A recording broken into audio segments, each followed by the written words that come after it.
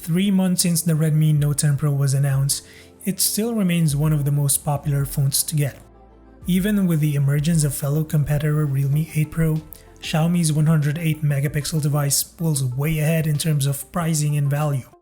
Now if you're in India, this phone is called the Redmi Note 10 Pro Max.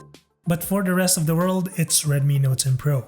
I figured I needed to make it clear since some of you in the comments were confused when I released my 60 days later review video, which you can watch later. If you're new here, I make tech videos of all sorts, so subscribe to see more in the future.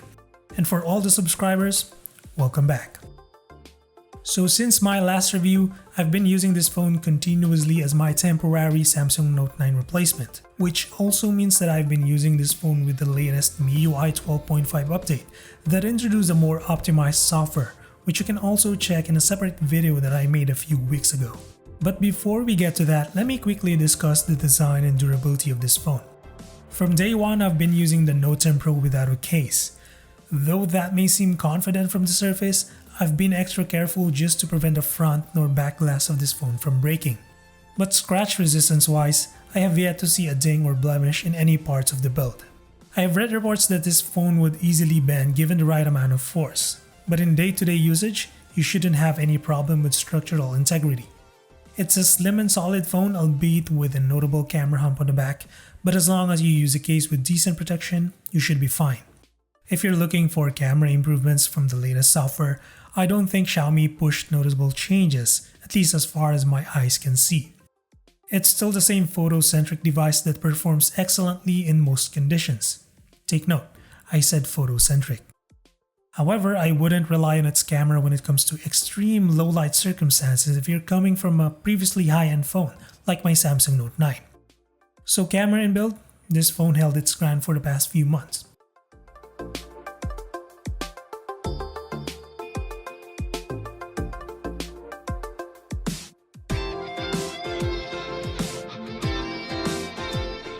And before I talk about the performance and software of this phone, let me quickly thank the sponsor of this video, CDKOffers. CDKOffers specializes in delivering cheap and legitimate software and game codes, so if you ever need a Windows 10 Pro key, you can buy one at a very affordable price. To do so, just visit CDKOffers.com.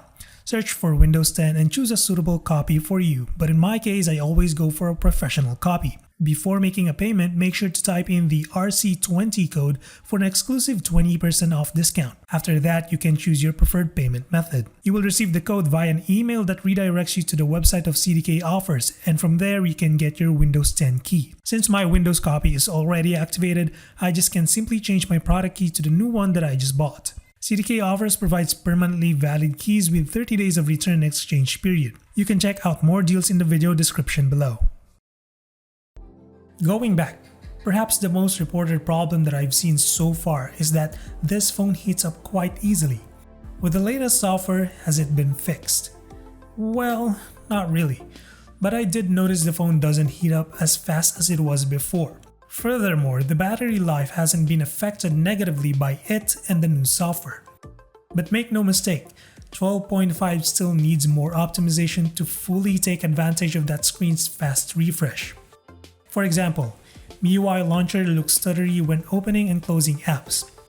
The same applies to the notification tray when swiping down. Even the YouTube app slows down at random times. There are also jitters when scrolling through feeds, which by the way required turning off video autoplay in every app that has it. I also notice an occurring lag when watching on Netflix. It's just a half a second lag, so it's not really a deal breaker, and it happens like every hour or so.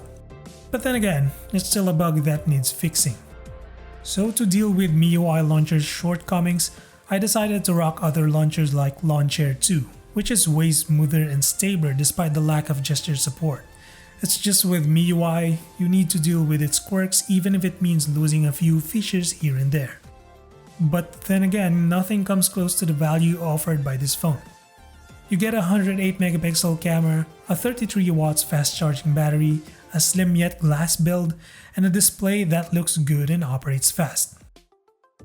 At this phone's price, not even Realme 8 Pro can touch this phone, nor Samsung, nor any other brand.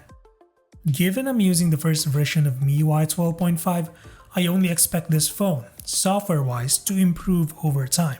So after a few months since the Redmi Note 10 Pro went official, I believe that it's still the best overall value mid-range phone right now, and probably for the entire year. I mean, what else could Xiaomi do at this point? So that's it for this one. Drop a sub or a like if you feel supporting the channel. So until the next one, stay safe.